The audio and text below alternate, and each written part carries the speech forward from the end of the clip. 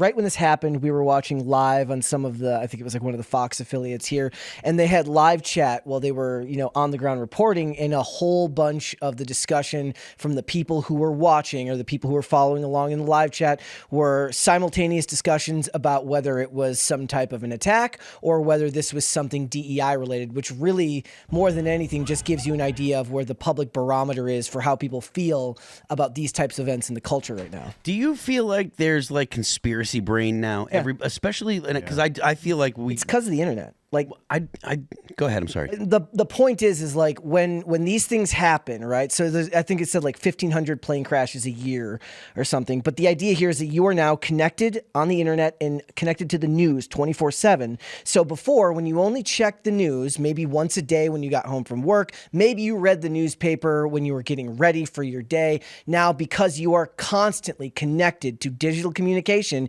you are seeing these things every single day, and not just in your area, whereas usually you'd be watching local news. Maybe they would have stories on an international level, but most of it was local news unless you were watching cable news like Fox or CNN or like that. So you are seeing far more things, which makes you primed to think that there's connected events when there may be, there may not. How do you guys feel? I have thoughts, but I want to know what you guys are thinking. Well, this is human nature. Yeah. I mean, this is, if you go back to how humans evolved, we were sort of evolved to see patterns because you're more likely to survive. If you go back and you're the ancient hunter-gatherer and you hear a ruffle in the weeds, it's better to think there's a predator there than it just being the wind, because you're more likely to survive for the 1 out of a million chance that there's actually a predator there. And that evolutionary thinking just carried over into our modern thinking. So we see patterns everywhere now.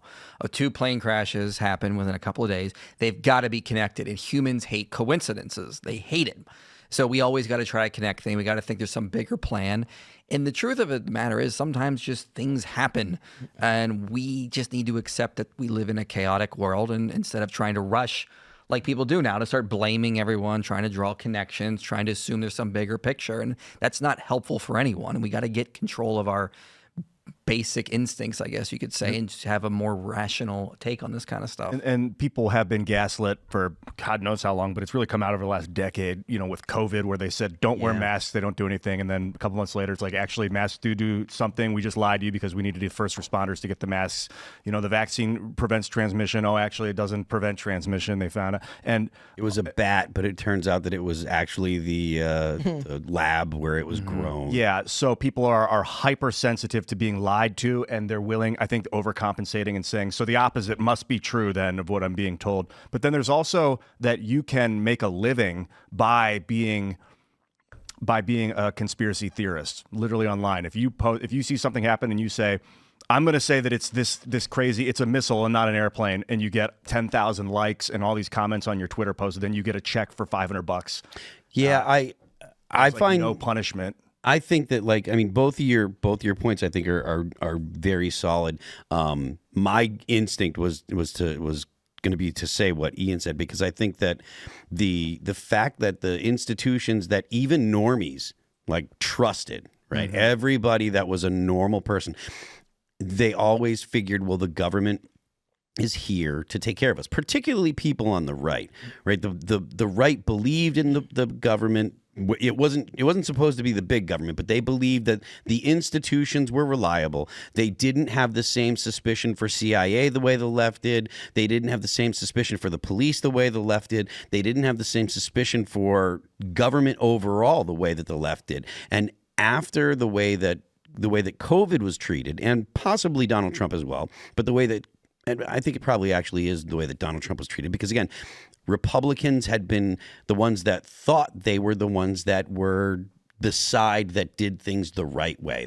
They presented Mitt Romney, who was the most Boy Scout of Boy Scouts. He was as clean and polished and prim and proper and unoffensive as a politician could possibly get, and he still was considered a misogynist. He was called all the names in the books. He's a Nazi, he's a misogynist, and the Republicans finally got to the point where they were like, well, we're just going to give you Donald Trump then. If everybody's a bad guy, we'll just give you the guy that will win. I mean, and I think, hold on, and I think that the right has now realized that the centers of power are not good or bad depending on their opinion. They're good or bad depending on who's actually in control of them and who's the person making the judgment about good or bad. Because the left will say, oh, it's okay that, it was perfectly fine that Joe Biden pardoned his son. It's a father doing all the things doing what he can for his kid. He loves it. The left will make the excuses that at one point the right would make. The right used to say, well, if a kid if a black kid gets roughed up by the cops, well, what was he doing? The right automatically sided with the police. Nowadays, I think the right will be like, well, was the cop a good guy? Why were they roughing the kid up? I think that everybody's more suspicious of the institutions now, and I think COVID and the way that the left has behaved in positions of power lately. So I'm sorry, I didn't mean to cut you off. Well, I mean, this is more aligned with how humans have been throughout history, just suspicious of powers, suspicious of people in authority. We go back to the ancient times. If there was a whole bunch of calamities happening, like they would be like, well, the gods must be mad at the king. That could be a common excuse. I mean, if you go back even to the founding of this nation, you read a lot of the papers in the 1800s, very hostile towards their political opponents. I mean, like the idea that like the right for a short time was like pro-government. Yeah, I see that, but I think it's just going back to the way more aligning with how humans tend to be. We're just suspicious of anyone outside of our tribe. Everyone in our tribe is good. Everyone outside of the tribe is bad. And so we're going to see more of that. And we had this brief moment, I think, where there was a little less of that.